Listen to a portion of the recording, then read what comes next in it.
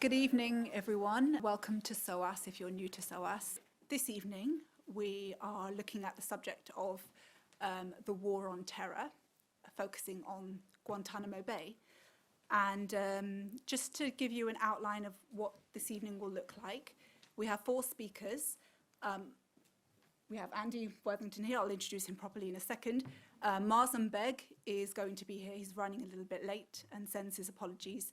And then we have 2 of our speakers who are joining us from somewhere else in Europe. So we'll hear from them soon. To introduce this evening's topic, I've got a short video clip that I'm going to play, and then I'm going to introduce Andy to you properly and allow him to talk more about what you're going to see. Guantanamo Bay has been open for more than 20 years. Almost 800 inmates have been imprisoned there, many on charges with scant supportive evidence. Only a few of them have been charged with a crime, and none of them have yet received a fair trial. So is this legal? And if so, how did the US make that possible? After the 9/11 attacks, Bush declared a global war on terror. A large part of that involved sweeping up suspects thought to be involved in the planning or execution of what the US government called acts of terror against the United States. Initially, these suspects were placed in black sites in different countries. But then, it was decided that instead of using numerous smaller prisons that operated under murky legal circumstances, one large prison would be used. Guantanamo Bay, an old US Navy base in Cuba, was chosen. Guantanamo Bay was under US control, but it wasn't technically inside the US. So the Bush administration claimed that US law would not apply to the detainees held there. If they were to be put in a US prison, the US would have to either charge them with a crime and put them on trial, or release them. But at Guantanamo, they could be held indefinitely, with some being held for more than 2 decades and still awaiting trial. But what about international protection? Well, the Bush administration also claimed that international law did not apply to these detainees either, even though the US is a signatory of the Geneva Conventions. Under the Geneva Conventions, detainees like these would be referred to as prisoners of war, and the conventions have a set of laws on how prisoners of war should be dealt with. For instance, prisoners of war can't be forcefully interrogated or tortured, and must be released as soon as the conflict ends.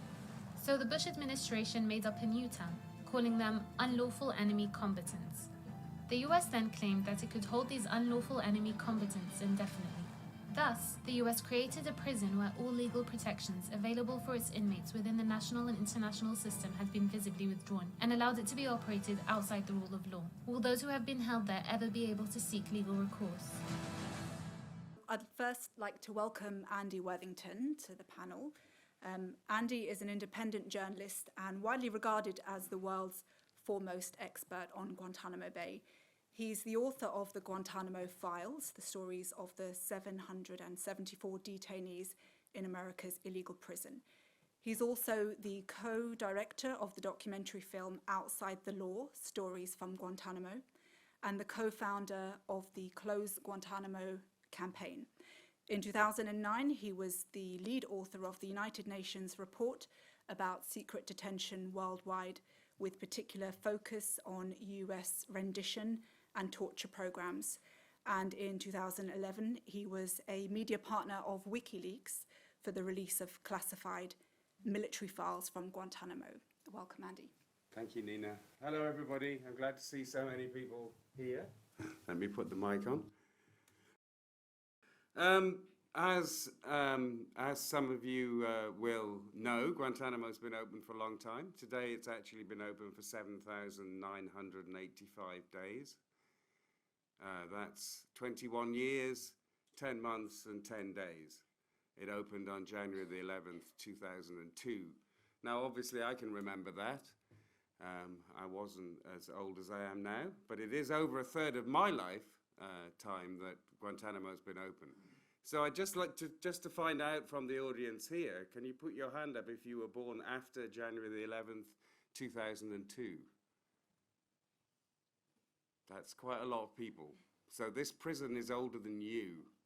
And this prison, as we heard in the introductory video, is a place where fundamentally the law doesn't apply and never has applied. I suspect that all of you, probably that wasn't news to you, in that when Guantanamo was set up, it was located on the grounds of the US naval base in Guantanamo Bay, Cuba, specifically so that it would be beyond the reach of the US courts. So initially what this meant was that the men and boys who were taken to Guantanamo were fundamentally held without any rights whatsoever as human beings. I still find that quite a staggering thought, but I think it's really important to take that as your starting point. These people had no rights whatsoever as human beings. They couldn't appeal about their imprisonment to anyone. There was nothing that they could do. There were 779 men have been held by the US military since the prison opened. Most of those arrived in the first couple of years of the prison's operations. A few dozen arrived from the CIA black sites in the years that followed that. There are now just 30 men held at Guantanamo, and maybe you would think, well, things must have improved over the years and things must be okay for these guys who are still held there compared to all the terrible things that we heard about the early days. But what I need you all to know is that of these 30 men who are still held at Guantanamo, 11 of them are part of the military commission system, which is a broken criminal justice system at Guantanamo, which I'll talk about later. But the other 19 men who have never been charged with a crime are as fundamentally deprived of their rights as they were when the prison opened nearly 22 years ago.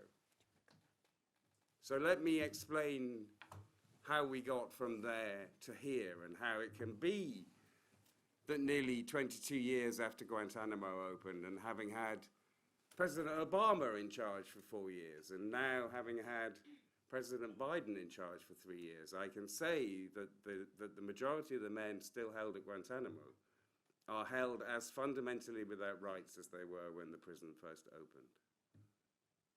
So what happened was that in the beginning, men were rounded up in a largely indiscriminate manner in Afghanistan and Pakistan. Many of them were bought for bounty payments. They were extremely inadequately screened on capture in prisons in Afghanistan, one of which Moazzam spent time in at Bagram. They were then sent to Guantanamo, and at Guantanamo, the receiving authorities didn't really know anything about who they had. These were the men who were called the worst of the worst by Donald Rumsfeld in an extremely memorable and powerful piece of black propaganda that still remains powerful to this day. But it was a complete lie. They did not know who they had. And in fact, the first commander of the prison, when asked about it after it had been open for about a month, said, "We've been able to ascertain that there are a small number of Al-Qaeda prisoners and there are a small number of Taliban prisoners. The vast number of prisoners in the middle we know nothing about." Later that year, the second commander of Guantanamo was so frustrated by who he was holding in the prison that he sent a message to Afghanistan, to the military people there, and said, "Stop sending us Mickey Mouse detainees." Those were his exact words.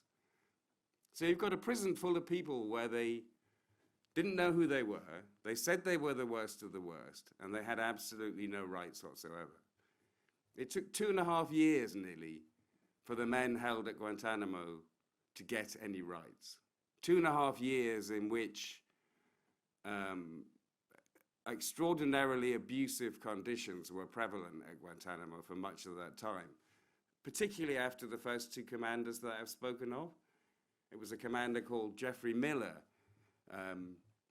who knew nothing about interrogation or how to run a prison. His speciality, I believe, was in artillery. But he'd bought into the whole message of Guantanamo, and he set up a system where abuse became widespread. All for these men with no rights whatsoever. Lawyers had begun fighting for the prisoners almost from the moment that Guantanamo opened, and there are people that you should know about, which is Michael Ratner from the Center of Constitutional Rights, who's no longer with us. Clive Stafford Smith, who's still very much with us. He had founded Reprieve, which became very involved in Guantanamo. And he was a death penalty lawyer, as was Joe Margulies, who also got involved in it, who was a death penalty lawyer in the States. And they both knew what was going on at Guantanamo, because they could tell that these were people who were going to be treated as the most reviled people on earth, who deserved to have no rights. And, you know, so they started the ball rolling of petitioning the courts for the rights for these men to have habeas corpus rights, the right not to be arbitrarily imprisoned, which, you know, was supposed to be the founding notion of the United States, that they overthrew the tyranny of the executive in England, which was King George. But they weren't interested in that after 9/11. And it took nearly 2.5 years, as I say, for this to go through the court system to end up with the Supreme Court ruling that the men had habeas corpus rights. Now, what this did crucially was it allowed lawyers into the prison to meet with prisoners, to begin preparing habeas corpus cases. I think Moazzam was one of the first prisoners to meet with a lawyer, which was Clive. Congress then tried to take these habeas corpus rights away, and it took another 4 years before the Supreme Court revisited Guantanamo and insisted that the prisoners did have habeas corpus rights, and that Congress had been wrong and it had acted unconstitutionally when they tried to strip the prisoners of their rights. So we're now up to 2008, and there has been nothing for the prisoners that resembles any legal right to practically challenge the basis of their detention. And what happened was that over a period of 2 years, from 2008 to 2010, the law finally counted at Guantanamo Bay. Men held there were able to bring their cases before judges in the district court in Washington, D.C., and a judge was able to look impartially at the evidence that they provided via their lawyers about who they were, and the evidence that was provided by the Justice Department about who they alleged that they were. And in 38 cases, the courts ruled that the government had failed to provide any evidence that these people were meaningfully connected in any way with Al-Qaeda or the Taliban or any other associated terrorist forces, and ordered their release. Those men were mostly released. In 6 cases, what happened subsequently was that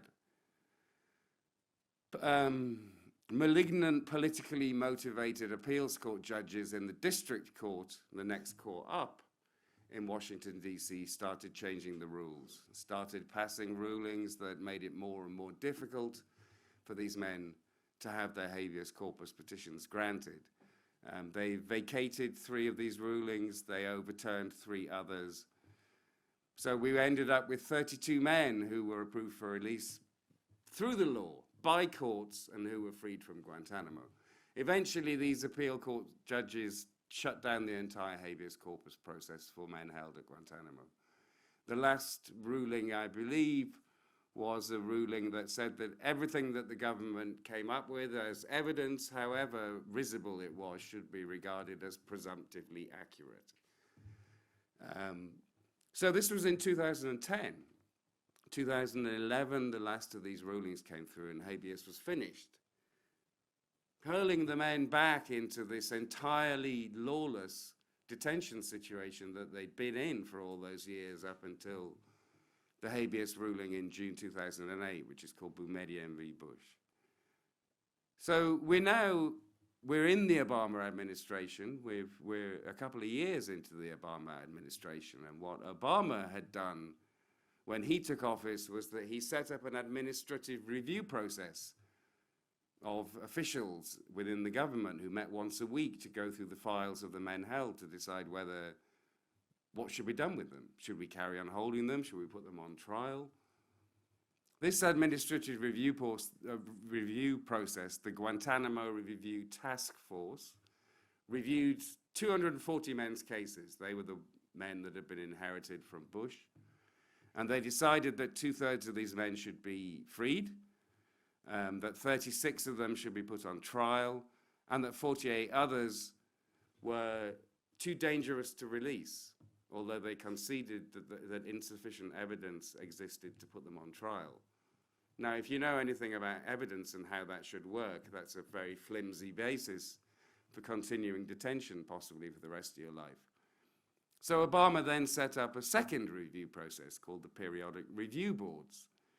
They started in 2013, and they were a kind of parole type process with one obvious missing ingredient from normal parole hearings, which is that you've already been convicted of something. These were parole hearings for people who'd never been convicted of anything. And the prisoners were required to show contrition, essentially, for what they were alleged to have done, whether they did it or not, and to demonstrate to a panel of military and intelligence officials that it would be safe to release them from Guantanamo. Now, under Obama, these periodic review boards reviewed the cases of 64 men, and in 38 cases decided that it was safe to release them. And the majority of those men were freed before Obama left office, just as the majority of the men approved for release by the first review process, the Guantanamo Review Task Force, were also freed. Well, that sounds good, doesn't it? But all of these men were freed not because of the law, they were freed through an administrative review process. And that means that you aren't allowed to challenge the government in any way if they drag their heels in releasing you. And that's certainly what happened in a lot of cases. But let's bring the story more up to date. So after Obama, we have 4 years of some orange-faced man that we can forget about him. I mean, he literally entombed the men in Guantanamo. Nothing happened for 4 horrendously long years. He released only one prisoner who he was required to release because he'd agreed to a plea deal in his military commission. So Joe Biden comes in, he's got 40 men held.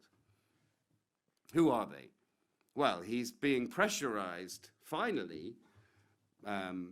He's listening to NGOs and lawyers who are telling him, you know, Mr. President, you're holding a lot of people here who have never been charged with a crime. They are held indefinitely without charge or trial. The media calls them forever prisoners. And they said to him, it was coming up for the 20th anniversary of the opening of Guantanamo. This is unacceptable that the United States is doing this. And what actually happened also was that 99 members of his own party in the Congress, 24 senators and 75 representatives, the only ones who could find a conscience out of the entire membership of Congress, sent him letters saying the same thing, saying it is shameful that we are continuing to hold people indefinitely without charge or trial. So what's happened under Biden is that the majority of the forever prisoners have now been approved for release. What we have now at Guantanamo, of the 30 men still held, is that 16 of them have been approved for release by these administrative review processes. 3 men are still held as forever prisoners. In other words, they haven't been able to persuade these review boards to approve them for release. And 11 men are caught up in this broken military trial system, the military commissions. So these 16 men, you would think, would be freed. But here's the problem. They haven't been approved for release through any legal process whatsoever. They have only been approved for release through an administrative review, and it's not legally binding. So I've got a slide of the 16 men, if it's possible to show this, first of all. These are the 16 men. I don't have time to tell you all their stories. I wish I did. I think the 2 up at the top left I find particularly interesting. Not that they're any more deserving of release than the others, but both of them are very talented artists. The man at the top left is Moazzam, and I don't know whether you've seen, I should have brought a slide. He makes huge sailing ships out of discarded materials at Guantanamo. They're incredibly impressive. Moazzam was on the first flight into Guantanamo on January the 11th, 2002. And the man next to him is Khaled Qasim, who's a good friend of Mansoor, who we're going to hear from later. He's also a very talented artist. But these are the men who are awaiting release. And let me show the next slide now. Okay, this is 20 days ago. This is how long they've been held since they were told that the US didn't want to hold them. So we start with the most recently approved for release man, Ismail Ali Bakush here. 424 days he's been waiting since he was told the US no longer wanted to hold him. We move up. You see Utman there, 902 days it said. It's now 922. He was the first prisoner to be approved for release by Joe Biden. 922 days, that's 2.5 years, because there's no legal obligation to free him. The next man up from there was the only man approved for release by a review under Trump. And then up at the top, most shamefully, are 3 men who were approved for release by Obama's first review process, who have been held for 5,051 days now since they were told the US didn't want to hold them. I can say, I think that 2 of those men have refused to engage with the authorities at all. They're not represented by lawyers either, which I think is a very sad story. But the other man has no idea why he's not been freed. About 10 years ago, he thought they were going to put him on a plane and send him back to Saudi Arabia, and it didn't happen. So this is why I say, as I did at the beginning, that the United States continues to hold men at Guantanamo as fundamentally without rights as when the prison first opened nearly 22 long years ago. The fate of those men that you've seen is in the hands of President Joe Biden, obviously, however much he is interested in or capable of paying attention to their plight. It also clearly involves the State Department, and what he finally did last summer was to appoint a veteran ambassador to a role at Guantanamo responsible for resettling men, those 16 men. And he has released prisoners since he took office. He inherited 40 prisoners, and now he's got 30. He released 10 men. But they were, apart from one case, they were men who could be returned to their home countries. Most of those men that you've seen cannot be sent home to their home countries. They are mostly from Yemen, and there are a handful of prescribed countries, and they're prescribed by Congress people in provisions that have been inserted into the annual Defense Act in the United States, the National Defense Authorization Act, every year since early on in Obama's presidency. Every year rolls around, and that provision preventing the release of prisoners to these countries is in US law. It's Yemen, it's Somalia, it's Libya, it's Afghanistan, as I understand at the moment. So we have to hope that this woman, Tina Kader now, who's in the State Department and responsible for transfers, is actually dealing with them. There's not a lot we can do in this country. I have to say that I think there's slightly more than we can do until last week, because Suella Braverman is no longer the Home Secretary.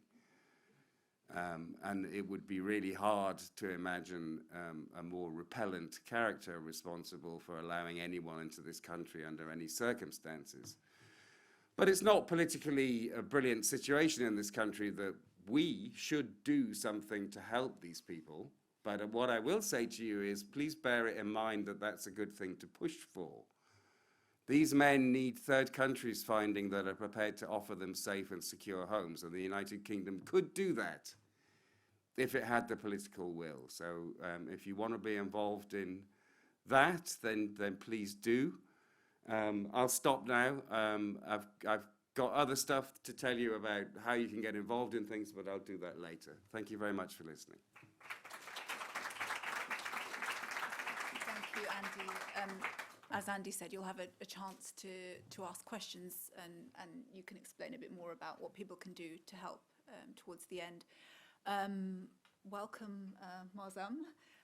Just before I introduce you properly, we're going to go to Mansoor Adayfi, who's been waiting He's joining us from Belgrade. Mansoor is a writer, he's an artist and an advocate who was detained for over 14 years without charge at the Guantanamo Bay prison camp. In 2018, he participated in the creation of the award-winning radio documentary The Art of Now for BBC Radio. It was about art from Guantanamo. Regularly interviewed by international news media about his experiences at Guantanamo and life after, he also featured in Out of Guantanamo, a mini documentary and part of PBS's Frontline series. His writing has been published in the New York Times, art exhibitions, scholarly anthologies and literary journals. His graphic narrative Caged Lives was published in the Nib and will be included in Guantanamo Voices, published by Abrams Comic Arts in 2020. He also has a memoir entitled Don't Forget Us Here. Welcome, Mansoor. Oh, just give us 1 second. We just need to be able to hear you. Yeah, can you see me now? We can see and hear you now. Yep, go ahead. Can you hear me? Yes, we can. Why? Like I was in Guantanamo for around 15 years. Nobody can hear me or see me. السلام عليكم ورحمة الله وبركاته. يا هلا ومرحبا ارحبوا. حياكم الله أهلا وسهلا ومرحبا مليون. الله الشيخ معظم. First of all, I would like to welcome you all. Thank you so much for giving us this opportunity to talk to you today about this painful and tragedy, Guantanamo, and another Guantanamo's happening. It's happening over and over again every single day, as we see in Gaza. I'm Mansoor Adayfi, 441, Smiley troublemaker, the worst of the worst. They call me white collar terrorist or retired terrorist. So I have many names like Vendetta. Finally, I got that name. So my story is no different of thousands of stories of the victims of the United States war on terror or war of terror, that we can like name it in the right way. So I went to Afghanistan on research mission in exchange to go to study in computer science in the United Arab Emirates. This is my first journey to go to Afghanistan. So when we arrived there, I think 2 months before 9/11, we in Afghanistan at that time, it was, came out of, it was war during the 18th, occupied by the Soviet Union. Then it's the civil war. There was no Afghanistan, basically.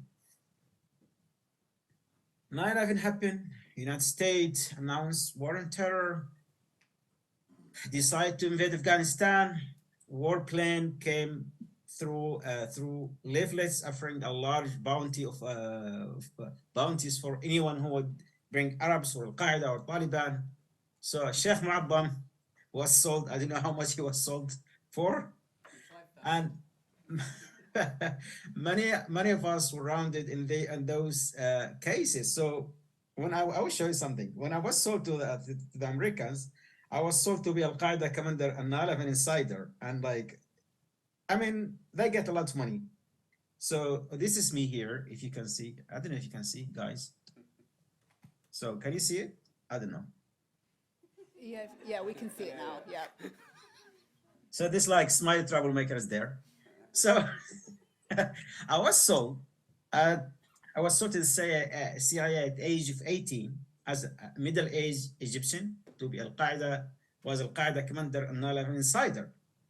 I was taken to underground prison. I couldn't hear only helicopters all the time, loud music and so on. I think one of the black sites. Then 3 months under her prison, then to Guantanamo, where I spent around 15 years at Guantanamo. So how to summarize 22 years, almost to 22 years, because in a couple of months we are going to talk about the 22nd anniversary of Guantanamo. 7,985 days until that day. Yeah. So until that day, imagine. So when we arrived Guantanamo, I turned 19 the black site. Guantanamo was 19. We arrived at the place before even we shipped to Guantanamo. You know, there was really intense interrogation, and Guantanamo is not and wasn't the worst place, but it was the worst. It was the place where they designed to create worse places like black sites around the world. And I think Andy and you guys aware of the black site where until now we don't know exactly how many lives in prison in those black sites and how many people died. There's no information, no actually concrete information about how many people died there. Basically, if you made it to black site, you have a new life, simply like this. So we arrived at Guantanamo. Oh God, like the journey to Guantanamo was around 40 hours. Planes, chained, shackled, hooded, gagged, in orange jumpsuit, and we were presented to be the worst of the worst. So today you are honored to talk to the worst of the worst. So it was the title given by the United States government. It's like a knight. So arriving at Guantanamo, they received us, and in my case, they had a sign around my neck called "Beat Me," and I ate a lot of beating all the time.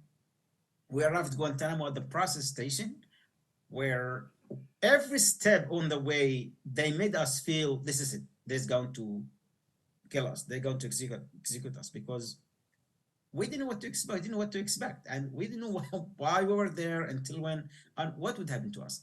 When you arrive at Guantanamo, we were received by the Marines to get to the process station, where they left us for hours, sitting on our knees, just make you suffer and struggle and prepare you for the interrogation. And for me, when they came to me, I couldn't sit, because I get through myself. I'm not sitting. Simple as that. So when they dragged me to shower me, they cut all the clothes. I said, okay, this is La ilaha Muhammad Rasulullah. This is the last moments. And imagine, because you're young and you don't know what to expect. So, and we heard a lot of stories what they did to people in Qal'at Janki. You know, they had around like 500 prisoners, only 70 or 80 survived. They killed them, they burned them, they electrocuted them. It was shocking story. Hear those stories in Kandahar, and that we're going to face the same thing. So at the process station, when they came, I'm going to move you fast, don't worry. So they cutting the clothes except my head, and they start showering us with the hose and big brooms, and soap, and dragging to the cages. No talk, you cannot stand, you cannot talk, you cannot even look at the guards. I'm like, cages, literally just cement and mesh fence and barbed wires. And we were looking at each other like, we're not allowed to talk. So like, we need to pray. What's the direction to Mecca? We need to pray, because we haven't prayed, and we get confused during the way. So from that, around 800 men arrived at Guantanamo. 15 nationalities, more than 20 languages spoken. And I can say it, I can confirm that, and many brothers told me, and maybe someone don't say that. The youngest prisoner was a few months old, an Afghani brought with his father, Afghani baby. The oldest was 105 years old. And the guards who came to, soldiers who came to Guantanamo, they never dealt or met with any Muslims or Arabs before, and they were told these men are the worst of the worst, the one who did 9/11. And imagine, there's a lot of hate and grudge. So we arrived there, we had no shared life with each other as prisoners. We didn't know each other. There is languages barriers. So we are all Muslims. So come back X-ray, we tried to figure out what's going on there, and tried to behave the same way we have behaving for years, and that wasn't acceptable by the U.S. government. They want you to behave under their control. Well, it hunger strike, then they built another camp, Camp Delta, and again hunger strike, force feeding. We from 2002 into 2010, and if you read the book, Don't Forget Us Here, written by one of the Guantanamo detainees, Smile Troublemaker, I really recommend you to read it. We call it the Dark Age, from 2002 until 2010. Really torture, abuse, hunger strike, force feeding, beating, resisting, splashing. But what I can tell you, we were not just the victims at Guantanamo. Guantanamo itself is a victim. American justice system itself is a victim. Many guards and campus staff were also victims because they were lied to, and they were told the worst of the worst. But military is about control. When those guards came to work with us, they became part of our life. They watch us eat, drink, sleep, pray, talk, communicate with us. So the narrative they were told didn't match the fact. So at that time, some of the guards tried to be nice, tried to treat us humanly, but they also were victims. For example, Ali al-Halabi and Jimsi, those also were officers, were arrested, accused of espionage, detained, classified as enemy combatant, and put under sincere deprivation and so on. Welcome to Guantanamo. I mean, imagine if they did this to their own service member. What about us? We, as you know, Guantanamo was created outside of the law, outside of the justice system, outside of our humanity. No rules, no law, no constitution, nothing applied once, like a black hole. We had until that day no rights. Whatever they give us, it was like it is just a charity, and it's gonna change at any moment, can be taken at any moment. The first time I got my lawyer was in 2009. The last prisoner who got lawyer until 2015, and there is still a prisoner who doesn't have a lawyer until that day. Welcome to Guantanamo. So we are talking about, one of the biggest human rights violations in the 21st century, and Guantanamo is the biggest and one of the biggest cases in the 21st century.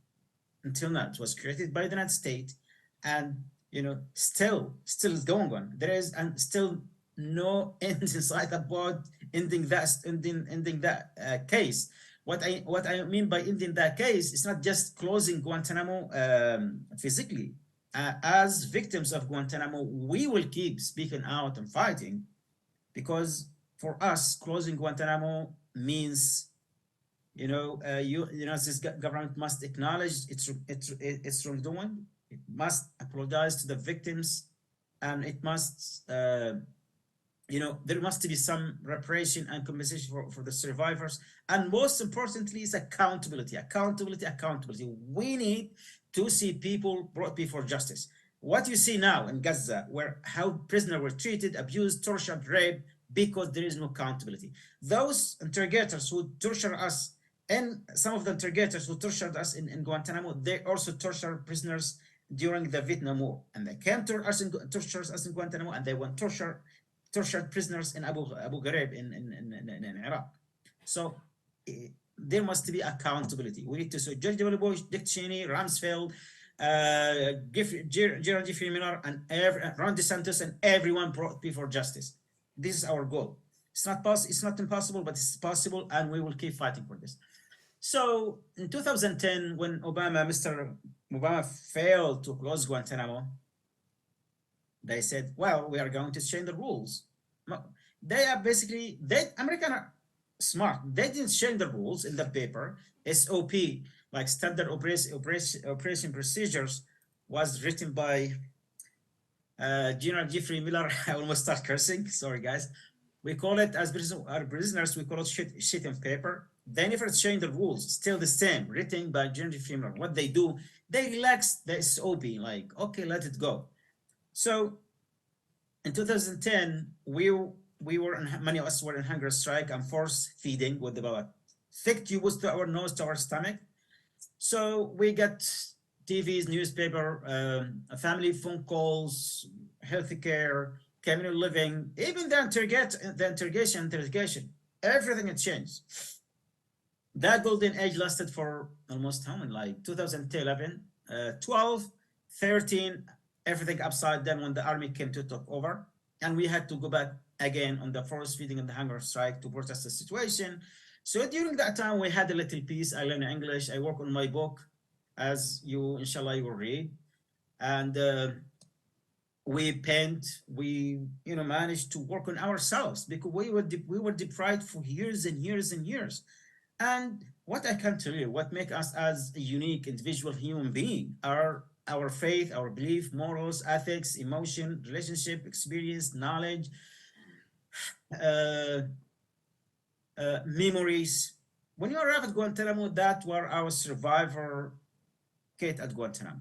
And so we start behaving the same way, and we started, supporting each other and, fighting, protesting, and so on. And the more we stayed at Guantanamo, the more we are distant from our previous life, the more our mind constructed a new life, and new memories, and new us, basically, new knowledge, and new friends, and new relationship, and new emotion, and the more you stay, the more you are distant from previous life. So the process of releasing Guantanamo is like a Hunger Game, basically. Well, when they decide he's no longer a threat or whatever, and well, in my case, they said none of Al-Qaeda members of Al-Qaeda leaders recognize him as member from Al-Qaeda, and he has no ties to any terrorist organizations. And one of the cases recently, my lawyer told me, one of the detainees, they said, we couldn't find any evidence that he has any ties to any kind of group. Basically, kept him for 22 years. They need to say something, basically. And that when people tip the balance of justice, because when there is no justice, injustice will take place immediately. Now, Guantanamo, 30 men still remain at Guantanamo. 16 have been cleared for release. 2 of them have been cleared since 2010. Yes, they're still there. And we were told there will be the Yemenis will be released in October. Now I was talking to one of the family who called brother at Guantanamo, and he was told, well, the Middle East is unstable, so we can release you. So Guantanamo turned to be a battlefield between the Republican and the Democrats, and anything in the world outside would impact Guantanamo. In our case, as Yemenis, the Congress, banned from anyone releasing to Yemen since 2009. So this is Guantanamo. And let us jump a little. Alive after Guantanamo is behind me. The book I'm working on now. Mansoor, what you're saying is fascinating, but I'm going to have to ask you to just sort of wrap up in a minute. Then we're going to come back to you in the Q&A session, just so we've got Moazzam waiting patiently. Okay, to speak. So guys, okay, I want to continue, minute. but she won't allow me. So basically, live Guantanamo is Guantanamo 2.0, where those prisoners were released. There is no any kind of rehabilitation or reintegration program. In many cases, people end up losing their life, in prison, torture, abuse, and so on. There are some cases where detainees actually were integrated and their life. So I have to stop here. Thank you. Thank you so much, Mansoor.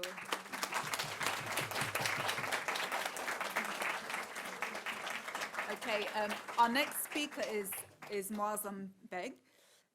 He's a former Guantanamo prisoner. He's also an author, broadcaster, and public speaker, as well as outreach director for CAGE. After his release, he became one of the most prominent public speakers and Muslim advocates for justice and dialogue. He's the author of the bestseller Enemy Combatant, in which he recounts his experience as an innocent man detained and tortured at Guantanamo, Bagram, and Kandahar. The Muslim 500 listed him as one of the 500 most influential Muslims in the world. The New Statesman listed him in the top 50 heroes of our time. He has travelled extensively to investigate state abuses and Western complicity in torture, including to Tunisia, Libya, and Syria. A direct witness to the conflicts in Bosnia, Afghanistan, and Syria, his life has been recorded by the Columbia University Oral History Project as well. Welcome, Moazzam. Bismillah ar-Rahman ar-Rahim. Assalamu alaikum. It's always wonderful hearing from Mansoor. He makes me look like a baby in comparison to my experience at Guantanamo. I was only held in Bagram and Guantanamo for 3 years. That's not true. Mansoor, That's not true. Mansoor is going to be told to put a sock in it. But Mansoor was held for close to 16 years. And I've just returned from Afghanistan, surprisingly. I was there for the past 3 weeks, literally with the lawyer that Andy mentioned, Clive Stafford Smith. And I first met Clive Stafford Smith in solitary confinement in Camp Echo, which is maximum security, where I had seen no friendly face at all. And Clive was introduced to me by way of letter, in which it was written that you are in good hands because this man who's going to come to represent you is the first lawyer that's going to coming to Guantanamo, and you'll be pleased to know that he has represented death row clients for the past 20 years. So you can imagine my reaction when I thought that. I thought, I'm screwed. But since that time till now, there are people like Clive Stafford Smith, like Andy Worthington, who have held on to the case of Guantanamo, I think stronger than some of us as prisoners, as former prisoners. They've made it their life's work. So I want to begin by thanking Andy for never dropping the ball when it comes to Guantanamo. He's always had his eyes on the target. And the job's never going to be over until it's done completely. Having been to Afghanistan, one of the first things I did was return to the Bagram detention facility. Now imagine returning to the scene of the crime. I went with a team from Al Jazeera and we filmed every little moment, which meant that I had to have a mic on me at every moment, and I mean every moment. And they filmed my reactions of walking back into a place where I was held. Mansoor has described to some degree the process of being taken into US military custody, which includes being dehumanized, stripped, punched, kicked, your hair, your beard shaved off to the point that if you were to look in a mirror, you wouldn't recognize yourself, watching other people being brutalized too. But the worst things I saw in Bagram, and they don't get worse than this, was murder. I saw 2 prisoners, one with his hands tied above his head to the top of a cage and a hood placed upon him, which was a standard procedure for any infraction of the rules. Now, the infractions of the rules included reading the Quran out loud so you could be heard, praying in congregation as Muslims do, calling the call to prayer, the adhan, any of those things, or even talking out loud. These were all infractions of the rules, which meant that you would be dragged from your cell, and often it'd be a communal cell, where the guards would storm in, grab you, take you to the front of the cell, and tie your hands to the top of the cage and put a hood over you and leave you there for hours, sometimes days. And they did this to a particular person in front of me called Dilawar, which I found out later. His name and his details are all featured in a film that won the Oscar for Best Documentary in 2008 called Taxi to the Dark Side. And I saw them punch Dilawar repeatedly after his body had gone slump, because they thought perhaps he might be putting it on. That night, Dilawar was beaten to death by American soldiers. And the reason why he was beaten to death, not because he was a member of Al-Qaeda or the Taliban, or that he'd attacked any Americans, or he was an Afghan villager, a taxi driver. And they'd brought him in on suspicion that perhaps he'd ferried some suspects. It turned out that he was entirely innocent. But the reason why he was killed was because the soldiers on duty that night were using what's known as the peroneal strike, which is a Thai boxing style kick delivered to the thigh to subdue a prisoner. And the reason why they delivered that kick on him 200 times that night was because they found it amusing that every time they kicked him, he said, Allah, Allah. So they said, let us see how many times this man says that. That's essentially how he was killed. The blood clotted in his leg. The autopsy report said that had he survived, the leg would have required amputation. That's where I returned to just recently. I walked back into those cells. I walked back into the cells where I used to hear the sounds of a woman screaming. They led me to believe it was my wife being tortured in the next cell. I walked right back in there, and I filmed every inch of it.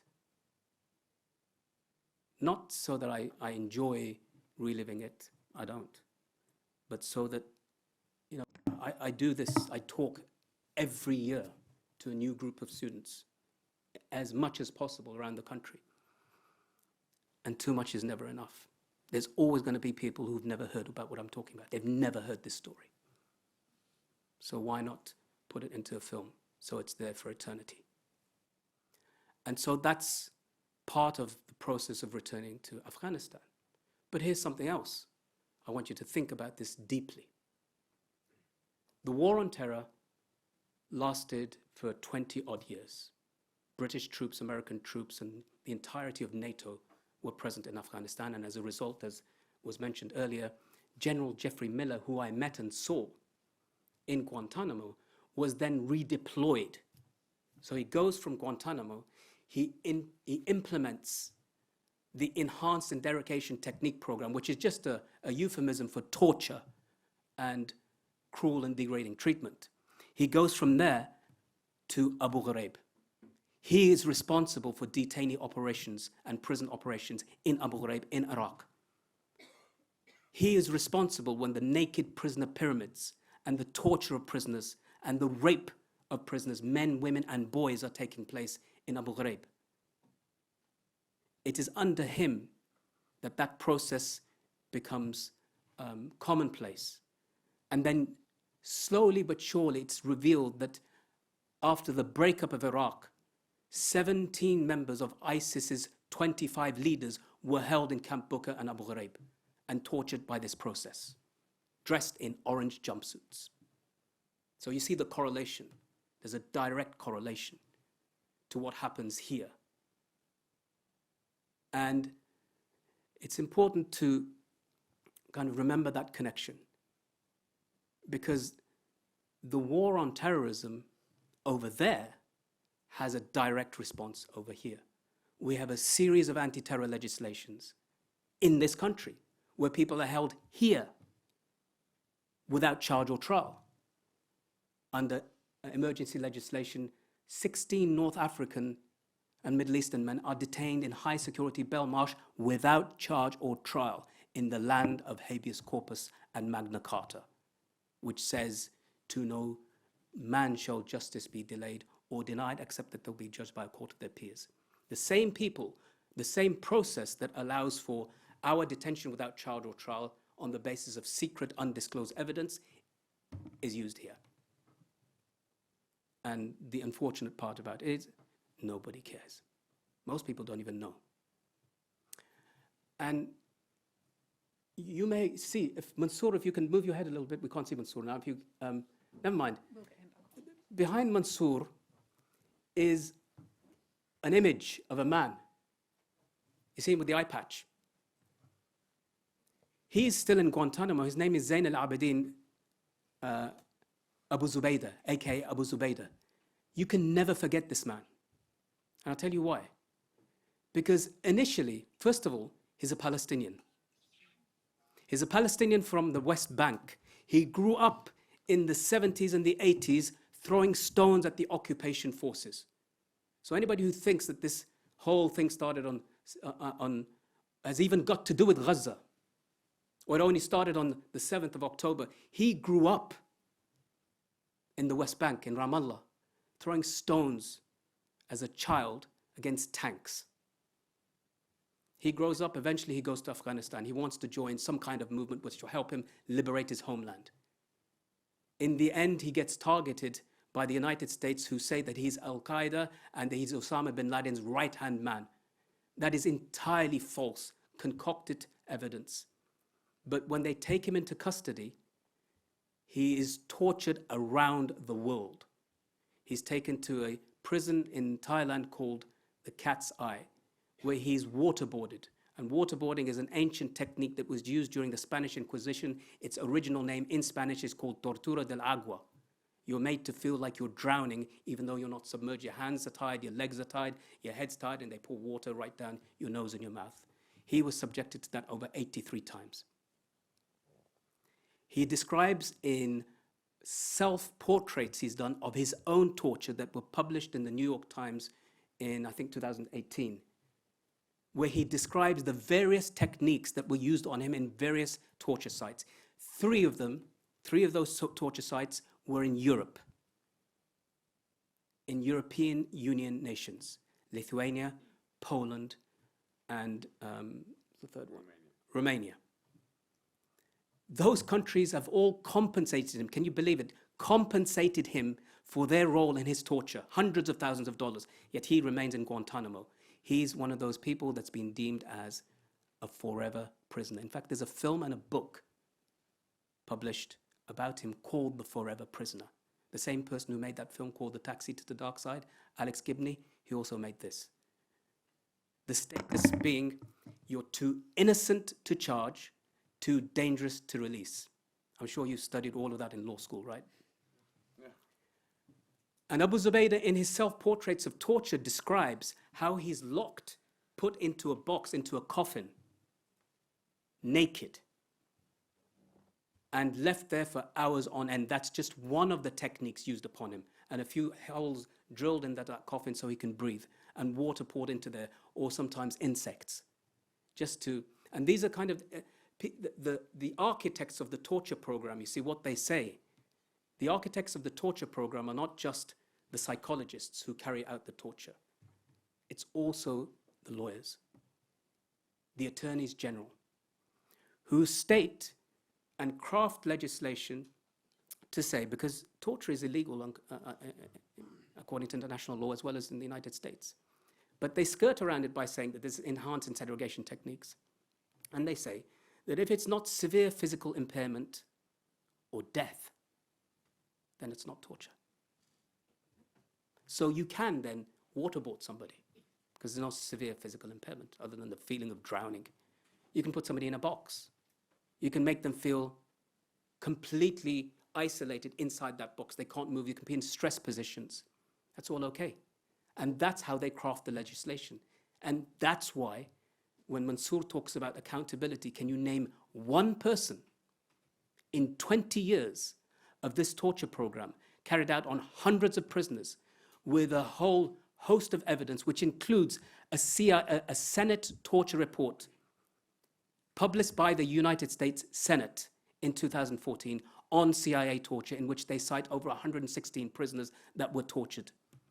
Can you name one person that's been prosecuted for what are, after all, war crimes? And the answer is no, not a single person. And there's a reason for that. Probably the same reason as we're seeing in Gaza.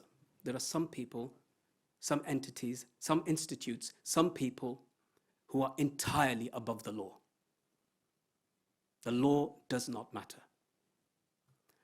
And I penned this thing in Guantanamo. It was a poem. It was called A Taste of Echo. I was held in Camp Echo, maximum security for about 2 years. That means no access to any other prisoners, other human beings, other than interrogators. And I've forgotten the verse now. I was about to say it. One thing that I was going to say, that Andy, Mansoor, myself, there's one thing in common between us. Can you note what it is? Speaking about Guantanamo, if there's anything else. We're speaking without notes. All of us are. We're speaking without notes. This stuff we've memorized. It's part of our lives. We live it every day. We don't need to take notes, other than when you forget poetry that you want to quote. Deep inside this wired fence is another added feature, a constipation of common sense and a diarrhea of procedure. That is precisely how I saw Guantanamo, is that there's common sense doesn't matter. You claim to have a process in which you say that if you're accused of a crime, then you will have your rights of habeas corpus. Imagine that happened here. Imagine you're accused of a serious crime over here, and then you're just held indefinitely. In fact, you're tortured first and then held indefinitely. And you have no access to your family. You have no phone calls. Letters that you write sometimes arrive back and forth through the International Red Cross, heavily redacted. By that I mean heavily blacked out, that your daughter's written a little poem or a message to you. You can't read that because it's been blacked out because there's some numbers in it. And only then you still you receive those letters sometimes years after they're written. Imagine that happened. And imagine you have no way of knowing what crime it is that you've committed for which you're paying the ultimate price of your freedom. So all of this continued to happen in Guantanamo for years. And I said, and I'll repeat again, not a single person has been held to account. In fact, there are those who've served their time, their tours of duty in Guantanamo, who receive medals, who receive accolades, who receive prizes, awards, promotions. They're rewarded for war crimes. And so it's hard really to find out what does justice even look like? Because that's really what it is. We all feel that we believe in the concept of justice. But what does justice look like? And I say again, and I'm going to repeat again, I really feel I'm one of the fortunate ones. I spend a lot of time visiting prisoners, former prisoners from around the world. Some people leave Guantanamo after 20 years, 21 years, only to return back to their home to be re-imprisoned immediately upon arrival. Like one of the brothers in Algeria just recently, immediately imprisoned. And so the label or the question mark of Guantanamo doesn't leave you. Mansoor hasn't been able to travel for many years up until recently. We recently met him for the first time in Brussels, where we were speaking about Guantanamo at the European Parliament. There's many others there are those who've returned to places or been resettled to places like Kazakhstan where they've actually just died because of lack of medical treatment, lack of care. Nobody cares about them. So once this label is put upon your head, imagine you're innocent and you have had no day in court, but it doesn't leave you, getting stopped at airports, bank accounts closed, people shunning you. That happens, and happens to people across the board. But I'm not going to end on a dark note. Something Mansoor mentioned about the soldiers. There are several soldiers in Guantanamo, many of whom got to see us as Muslims for the very, very first time. They spent a lot of time with us in solitary confinement. They were almost our mirrors in some ways. Some of those soldiers have visited me in my home. Some of those guards, they've come and stayed in my house as my friends. Andy's met some of them and have toured together. Back in 2009, one of the soldiers who was a guard, he contacted me and he said, I need to visit the Guantanamo prisoners because I felt like I was a Nazi concentration camp guard when I was working there. That's his words, not mine. I don't equate the two, but he did. And he wanted to come over here and he met with many of us and we traveled up and down the country. And just a few years ago, there was a young man, well, he's older now, called Al. And I taught him to play chess in Guantanamo. I wouldn't have the chess set in my cell, but it would be outside and I'd teach him how to move those pieces. He came and visited me. And we'd built up a friendship. And he came to my house and I'd offered him, I said, do you want to stay in a hotel? Do you want to stay in my house? He said, no, I want to stay in your house. I said, are you sure? Because I might want to try to get my own back on you. He said, no, I want to stay. My wife cooked for him. He met my kids, including children that had been born while I was in Guantanamo, a child that I was born when I was in Guantanamo. And he was happy until the night came. And the night came, and I bid him good night, but I warned him. I said, Al, my friend, you're most welcome. But this time, I have the keys. Thank you.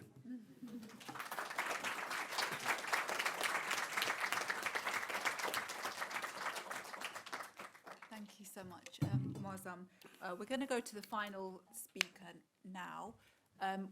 As we started slightly late, we are going to overrun a little bit. I hope you don't mind. So our final speaker, she's going to touch on some of what you mentioned in terms of the legal, or the absence of the law, or how law is used in the case of Guantanamo. So Dr. Deepa Govindarajan Driver is a trade unionist and academic. She serves as the legal observer in the Julian Assange case on behalf of the Unified European Left in the Parliamentary Assembly of the Council of Europe, the Haldane Society, and the ELDH. Deepa teaches state and corporate accountability, ethics and financial regulation at the University of Reading. She serves on the National Executive of the University and College Union and is chair of negotiators on the union side for the USS pension scheme. She has over 2 decades of experience in the financial sector and was recently appointed to the board of Finance Watch. And Deepa's joining us from somewhere in Europe. Thank you very much for having me. And firstly, solidarity to all those who have suffered at Guantanamo and who've endured torture, and those who are still at Guantanamo, and to those who are still suffering. I mean, some of them, my friends, who are suffering many, many years after they have left Guantanamo, because the physical and emotional scars, that the wounds that have been left with them are just horrific. And I salute their courage and their strength and the willingness of Moazzam and Mansoor to be here and talk about what they experienced in order that we don't commit such crimes again. And of course, one of the reasons we are all here today is because those in positions of great power and authority in the US and of course in the UK covertly undermine the spirit and the letter of the law, both at times of war, but also in times of peace in our country while we are creating wars abroad. And all of this is done while maintaining this facade of obedience to the law, this idea that, there is some semblance of a legal process. And I've seen that particularly closely in the last 5 years when I've monitored the Assange hearings. The UK and the US are both presented as jurisdictions where the rule of law exists and where torture is prohibited and where the rules of war or international law are followed. So at this point, I want to also send huge solidarity and express my deep sadness about people who are suffering in places around the world where Britain and America and their allies are contributing to horrific suffering and deliberate war crimes, which are presented with a range of fig leaves that are designed to absolve people of serious war crimes. And I want to pause there because, Mansoor and Moazzam and, of course, our expert, Andy, have all been talking about these circumstances. It feels like you're sitting in somebody else's movie and it's over and you walk away. But actually, when you think about it, the horrific nature of what we have heard is just really so hard to process. And I can imagine as young people sitting in the audience, it must feel quite traumatic. So, I hope you're okay. And when many of us think of the word torture, for many of us, the word torture, I mean, if you think of the word torture, for example, right now, often the first thing that comes to mind are these kind of medieval and very barbaric instances of physical torture, where there's this Trapado type situation that Moazzam was referring to earlier, where you're suspended with your hands above your head and your feet off the ground so that slowly but surely your shoulders dislocate and you're in huge amounts of pain and suffering. Or, other acts of torture that were also described. And the popular media, whether it is, these kind of violent movies or other things, this often represent torture as very physical acts.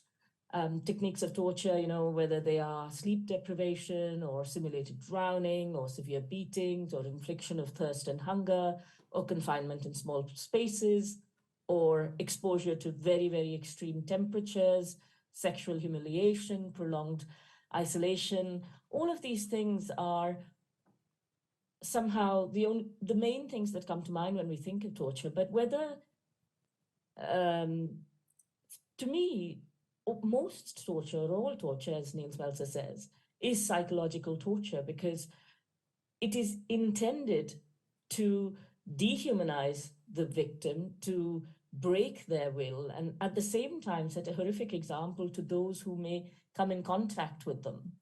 And while, and all of this torture engenders feelings of deep helplessness and hopelessness, and a lot of despair, disorientation, and demoralization.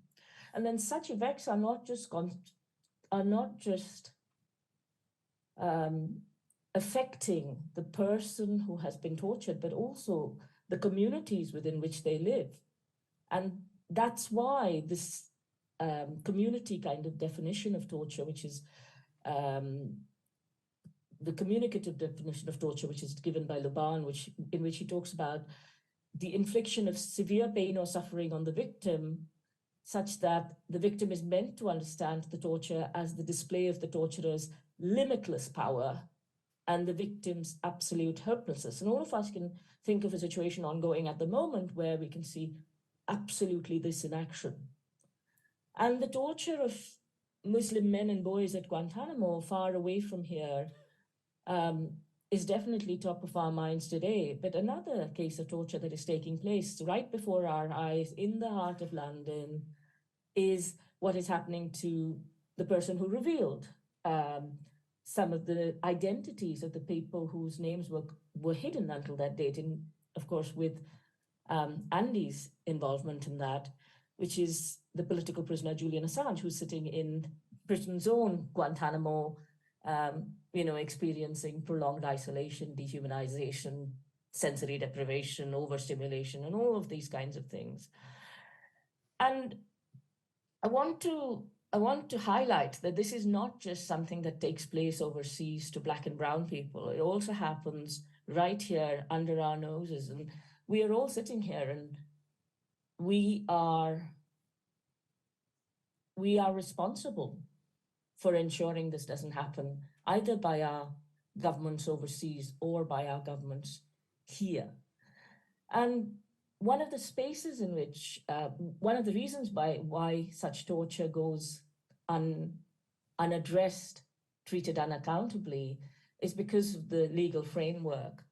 And Andy's talked about how, from the very beginning, Guantanamo has been a place outside the law. And by smearing the prisoners of the worst and labeling them this idea of the enemy combatant, which deprives you of the standard protections under international law. And this has been denied to people who've, they've not been taken to Guantanamo as part of some punishment for a crime they have committed. They haven't been through a court process in Pakistan or Afghanistan or anywhere else. These are people who are, as others have said, people who are abducted off the street, sold for a bounty, like Moazzam was, and then tortured in various black sites completely off the radar, where their family and friends don't even know where they are or what's happening to them. They have no contact with their loved ones. And then they are taken to Guantanamo and then again tortured. And at this point is where they pretend as though the legal process starts. And I want to, in the next 5 to 7 minutes, just talk to you about some of the difficulties that the prisoners and their lawyers and their defenders, including doctors who are medical experts who are providing care and support, are encountering. And this includes, and I'm going to run through a short list of things, and then I'm going to go through a very specific example of how this works. One is the arbitrariness in the application of the law and the picking and choosing of whether certain basic rights will apply. But also there are very specific policies which are designed to reduce the access that lawyers have to their clients. And for example, at the start of this abomination that is Guantanamo, prisoners, the lawyers, as far as they were concerned, the prisoners they had been trying to represent were all held incommunicado, which meant that it was very tricky for these lawyers to locate the relatives of these prisoners, to consent to them being the person who is allowed to represent the prisoner in the first place. So you don't know who the person is, you're trying to represent them. You then have to find, for this unknown person, so to speak, their family, and then find a way of getting permission from their family to represent them in this rigged process. It's then intentionally complicated by processes that are designed, and sometimes unintentionally also, but very unhelpful processes that are designed to prevent any justice being administered. Now, these may be very simple things, whether, the difficulty that lawyers had in getting the right flights and the permissions to get to Guantanamo in the first place, in terms of the number of flights flying out, where they were flying out from, how many lawyers could be fitted in on one particular plane, and how many cancellations there were, which means that you have a team of lawyers who are ready to go, then there is a cancellation, and then they say, okay, we don't have space for your team to go at the moment, maybe you could take one of them, which means that perhaps you have to leave somebody behind who's crucial to obtaining the kind of defense that the person needs. And of course, they don't have any telephone access. The telephone access to prisoners at the time initially was prohibited, and the mail is unduly slow. So in this situation, as a lawyer, it is very difficult to represent your client, a client who has been exposed to, who comes from an entirely different culture, usually, and therefore has only experienced torture and harm at the hands of your culture. And the need for face-to-face time in these situations is pretty high. And because of any of you who's ever spoken with the help of an interpreter knows how hard it is to communicate your ideas through an interpreter appropriately, and how slow it is. And then at the end of the interview, what the lawyer has to do when they finish interviewing the client who they finally manage to represent, they have to leave their notes behind, which will then be reviewed by a privileged team, who will, which of these they consider to be classified information. The notes will then be sent to Washington and then on to the lawyer, which means that, think of how, if you were arguing a case, how hard it would be for you to engage with the details of the case in these situations. And one of the lawyers, Clive, whom others have mentioned earlier, asked what the classification criteria was. And because he wanted to avoid these documents being confiscated, and he was told that the classification criteria themselves are classified. So the misuse of the term classification, and this idea that classification can be used to hide criminality, to say, I do something wrong to you, I then say, what I have done to you is now hidden because that is classified, is exactly what is happening there. And then there are practical things like, for example, not telling the detainee that they're lawyers. They're telling them they've been invited for a reservation. And these reservations are a code word for interrogation. So the prisoner says, oh, I don't really want to go. And that's then taken as a denial, which is then communicated to the lawyer to say, hey, the prisoner doesn't want to come and see you. Then there is the issue of denial of resources to the prisoner to even to look at the materials. And I'll explain this in more detail with a very, very live example. And the use of classification to prevent lawyers at trial from discussing some aspects or any aspects of their case with their client. So you can't actually ask the client about certain things that they are accused of because that is treated as classified. And then the use of these special facilities in terms of access to information, etc. There are issues with the use of interpreters. In one case I was looking at, the interpreter was actually interpreting nonsense in a different language because the interpreter was not a native speaker of the language. There are interpreters who are known to have been involved in colluded in other processes outside, which the prisoner would have known of. There are also very important things from the point of view of those studying international law in this audience, which is the arbitrariness in not just the application of the law, but in responding to findings from international bodies, whether they are the UN Special Rapporteur or others, in terms of, when states are accused of such heinous crimes, they are required to investigate them, and they are required to take action in response to these UN findings. But if states treat the UN as, well, you can say what you like, we're not going to pay any attention to you, then the international law system has collapsed, and there is no point any of you studying those kinds of programs, right? So in terms of the legal process, which I've just described, I want to talk about Abdul Rahim al-Nashiri, who was captured in 2002, but was only under examination by the military commission since 2011. Prior to that, so for 9 years, he had no Deepa, access whatsoever. Can I get you to try to sum up his case in a minute, just because we're running out of time? Thank you. Thanks. Sorry, I will. I just want to, maybe I'll just give one example, and that in the Al-Nashiri case, and there's a fantastic review that's been done more recently that people can look at. So he had what we call an expert lawyer by the name of Richard Kamen, who specialized in death penalty cases like Mr. Al-Nashiri's. And not only was Mr. Al-Nashiri excluded from the courtroom, denied access to the documents, a listening device was placed in the room where this lawyer had discussions with Al-Nashiri, Mr. Al-Nashiri.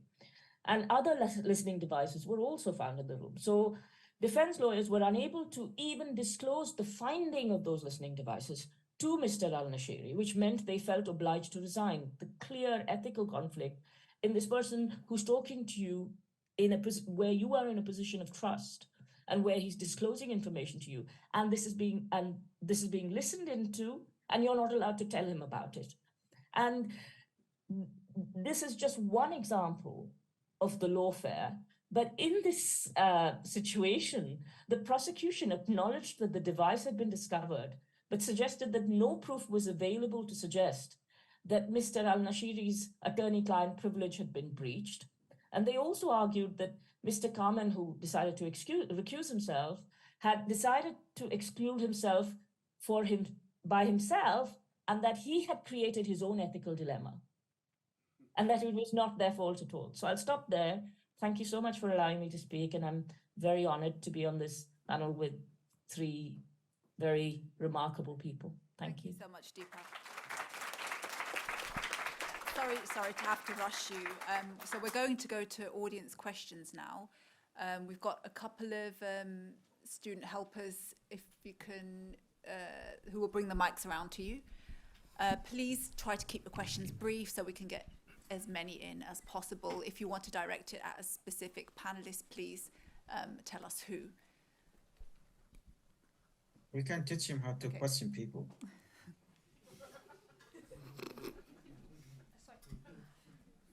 Okay, so we'll do one, and there's a gentleman up here, and then we'll do three, one down here. Okay.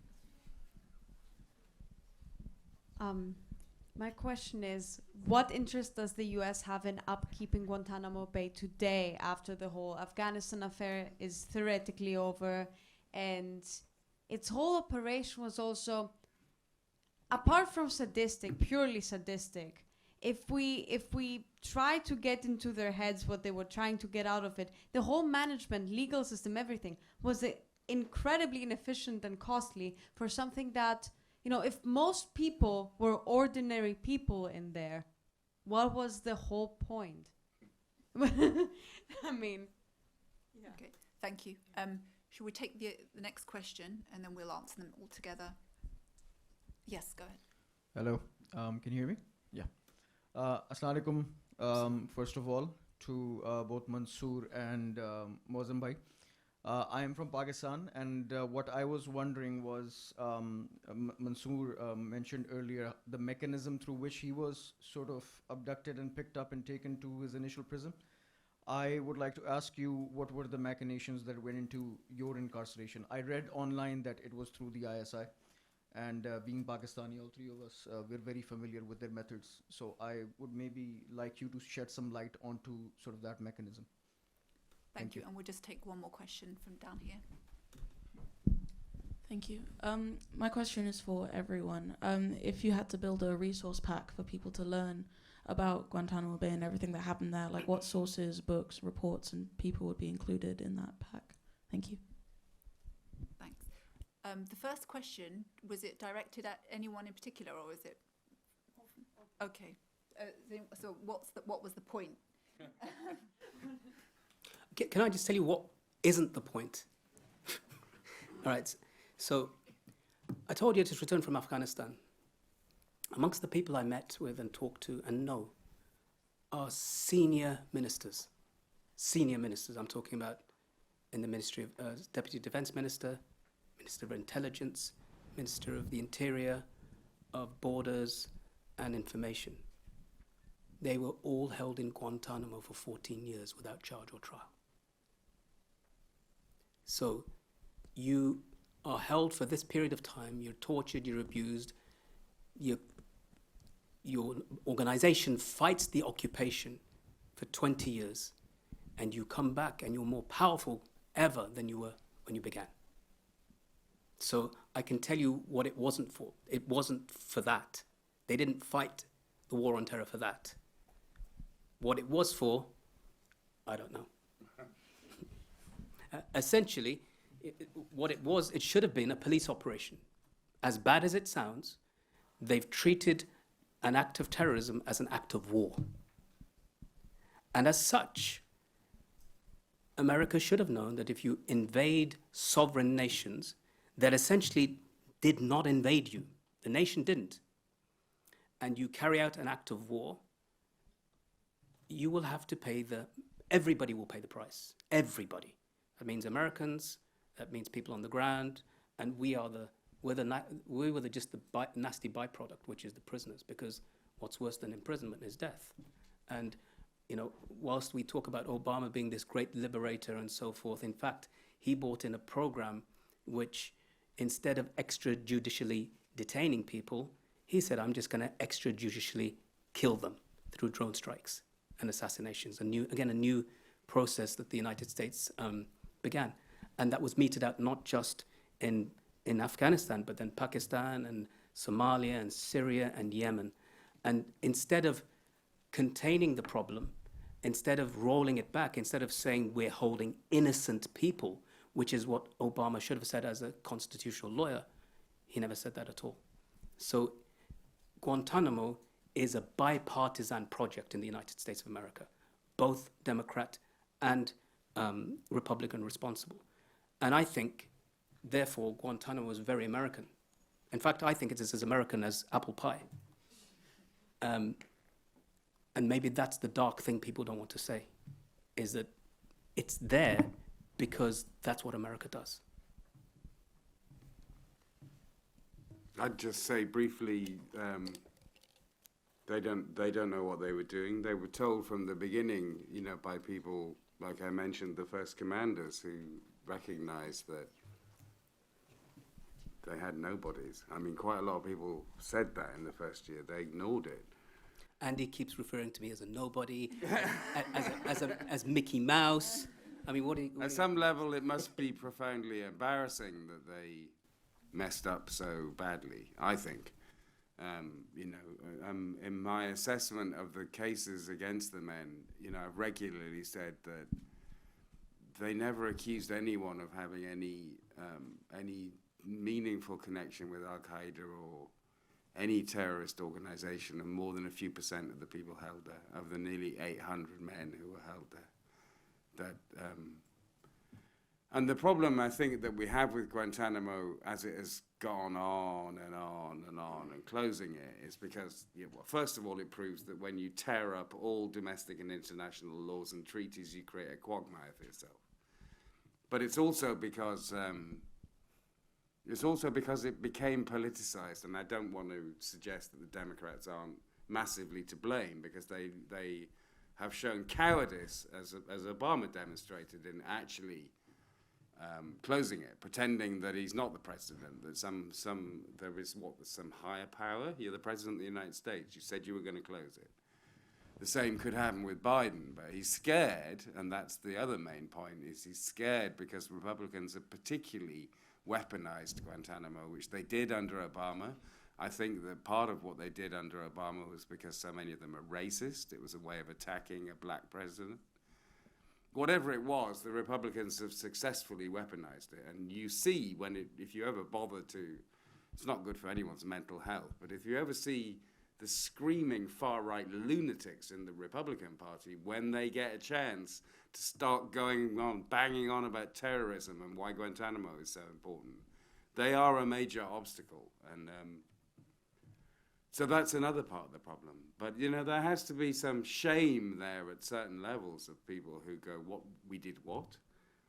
We had nobody, all of that for nothing? Well, I would like to add something, guys. Guantanamo is the most expensive prison in the world with 440 million a year money, and the most secretive prison in the world. Secrecy. Keeping secret from the people, keeping that place. The government can tell the narrative they want people to believe and control any narrative about that place. Plus, at the same time, the product of Guantanamo, like Ron DeSantis, Guantanamo, he was there in 2006, Habibi Rani, and he's running for the White House. He's one of the leading voice against the closure of Guantanamo. This is the product of Guantanamo. The man believed that Guantanamo should be kept open.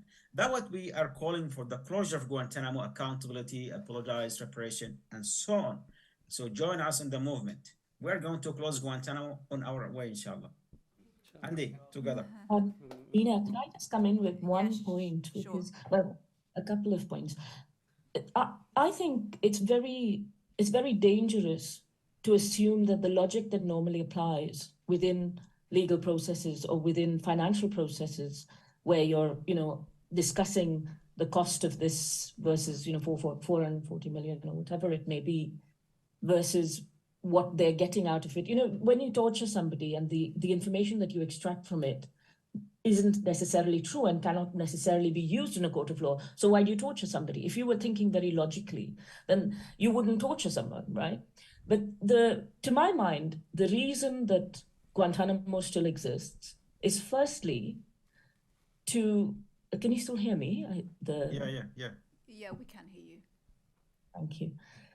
Is firstly to send a message to the rest of the world in a very sustained, brutal, and barbaric way that if anybody decides to attack us in any way, shape, or form, they will be punished and punished to destruction.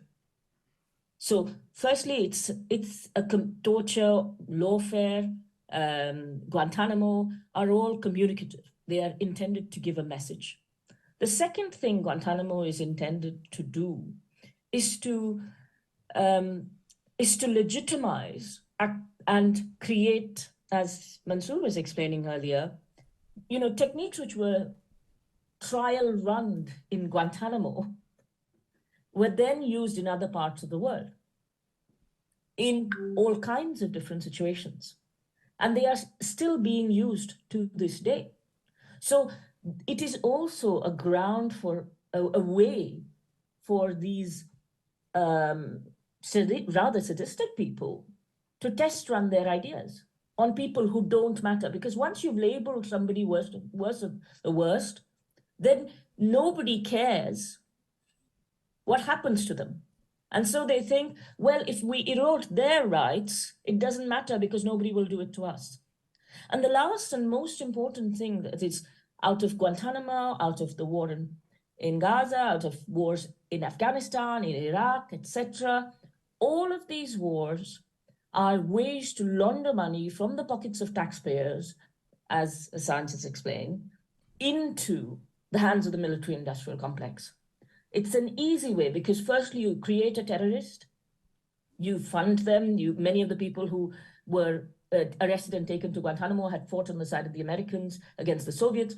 You create this terrorist group or these people who are trained mercenaries in other parts of the world, and then you use them as poster children for saying, okay, we need to attack these people. And then you take money from our taxpayers who are hungry, homeless, tired, weak, sick, and then pass the money on to military contractors while we all say, yeah, let's cheer along to the war in Afghanistan and the war in Iraq because we're going to liberate women in Afghanistan, or we're going to help with, toppling a dictator in Iraq. So I'll stop there, and thanks for letting me speak. Okay, thank you. We're just going to be very brief, and we probably don't have time for many more questions, but we'll take the second and third one. Yeah. So I think the second one was about the ISI in Pakistan. I think that was for you, Moazzam. Yes, the process was very, very much the ISI involved. The ISI working alongside the CIA. They came to my house in the middle of the night, 31st January 2002, knocked on my door. A whole bunch of them burst in. One put a gun to my head, put me to the ground, tied my hands behind my back to my legs, carried me away in front of my wife and kids. The ISI said to me, we know, in Urdu they said to me, we know you've not done anything wrong, but the Americans are breathing down our necks, and they are the ones that are making this happen.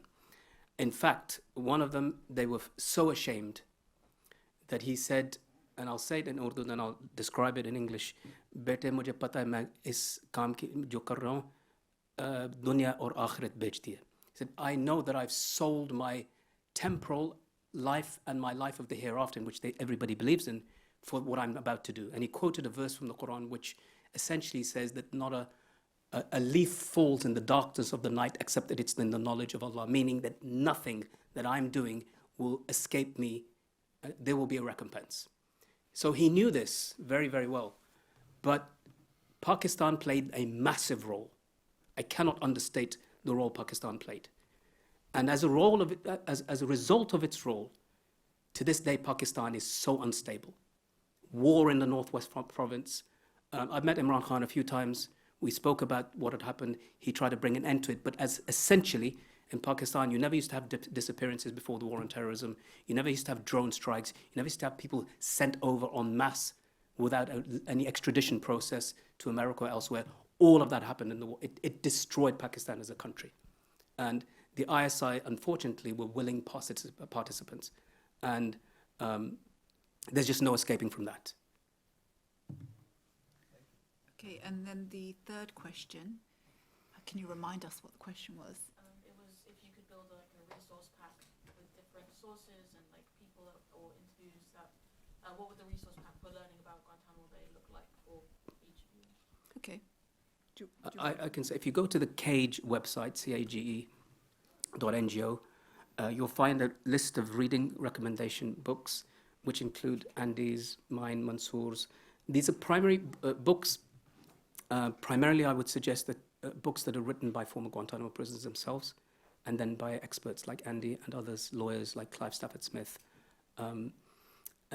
They are based on either primary source or they're all based on primary source, in fact. So I would definitely recommend those. And as well, Mansoor's article about taking marriage lessons in Guantanamo, because Mansoor learned about how he's going to be once he's married in Guantanamo. Isn't that right, Mansoor? No, he's left. There are a lot of articles there. Why you pick up this one? I'm not married yet.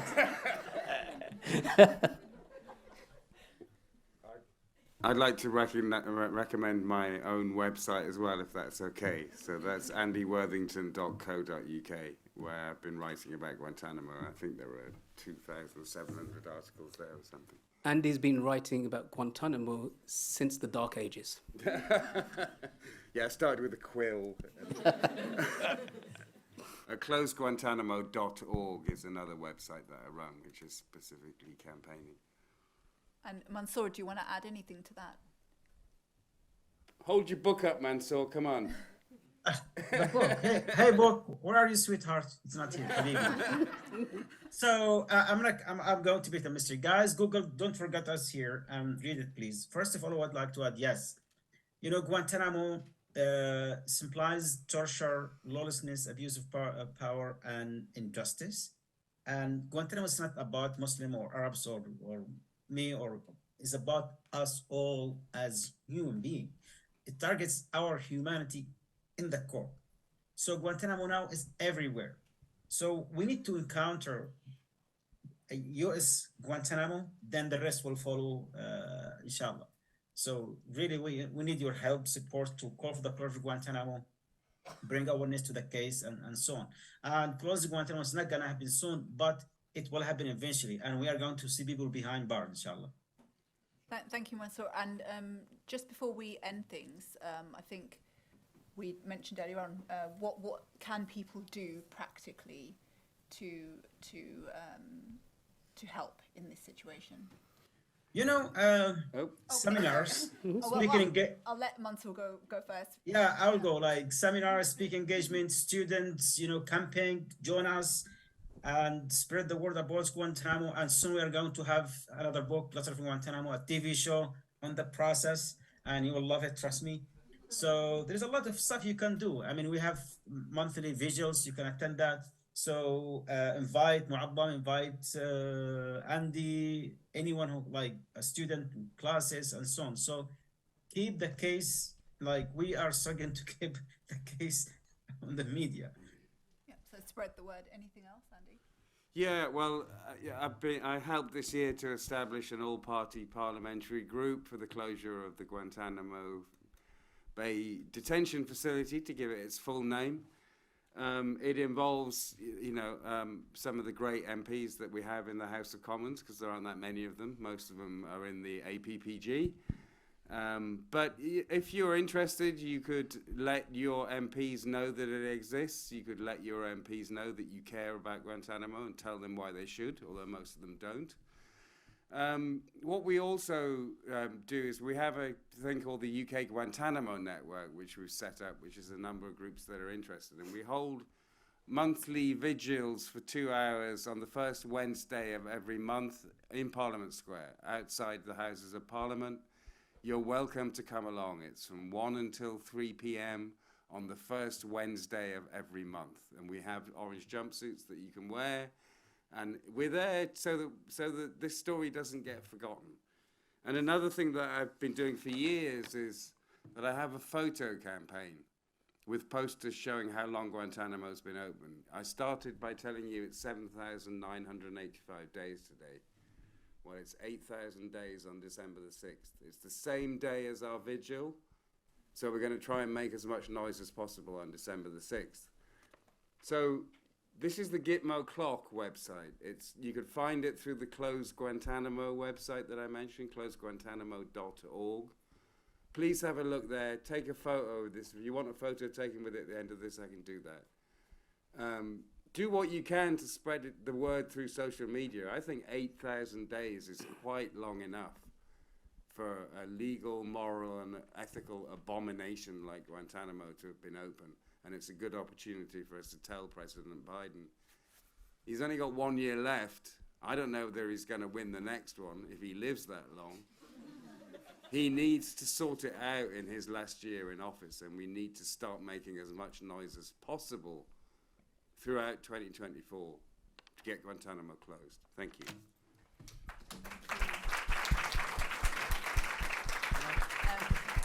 I'm just going to let Moazzam have the last word on this. So one of the things I try to do is to make sure that the lives of the prisoners themselves and their families are central to the campaign to close Guantanamo. I've just returned from Afghanistan. As I said, the largest number of prisoners ever held in Guantanamo were Afghans. And to give an example of the wide-ranging, you've got senior Taliban members, but you also got the guy who founded the Afghan Cricket Club, who did fantastic in cricket recently. He was held in Guantanamo for 14 years and then 4 years more in the UAE. Where, remember I said some people go straight to prison after prison. And Andy mentioned the APPG. I brought to the APPG a young man who's the age of, he's just graduated from Westminster University last year. His father was held in Guantanamo for 14 years, and has been held and remains in custody in the UAE up until now.